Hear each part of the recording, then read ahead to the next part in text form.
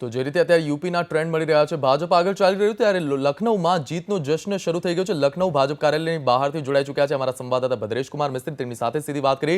ભદ્રેશ, હાલનો માહોલ કેવો છે યુપી ભાજપ પ્રદેશ કાર્યાલયની બહાર? उत्तर प्रदेशના ભાજપ કાર્યાલયના આ દ્રશ્યો છે, આપ સીધા જોઈ શકો છો। અહીંયા જીતનો જશ્ન મનાવવામાં આવી રહ્યો છે। બીજેપીના કાર્યકર્તાઓ મોટી સંખ્યામાં અહીંયા ઉમટી પડ્યા છે। ભારત માતા કી જયના નારા લગાવી રહ્યા છે, હર હર મોદીના નારા લગાવી રહ્યા છે, વંદે માતરમના નારા લાગી રહ્યા છે, જય શ્રીરામના નારા લાગી રહ્યા છે। જે પ્રકારે રિઝલ્ટ સામે આવી રહ્યા છે, ભાજપ અત્યારે એક મોટા બહુમત સાથે આગળ વધી રહ્યો છે અને યુપીમાં હવે બીજેપીની સરકાર બનવી નક્કી થઈ ગઈ છે। એ પ્રકારના દ્રશ્યો અહીંયા દેખાઈ રહ્યા છે। कार्यकर्ताओं में उत्साह जनाई रहा है। क्या कहेंगे, बीजेपी की सरकार बन रही है?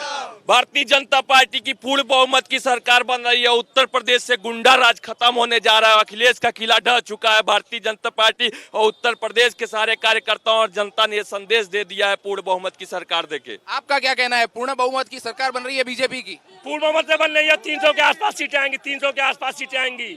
और होली भगवती होली होगी। अब से होली भगवती होली होगी।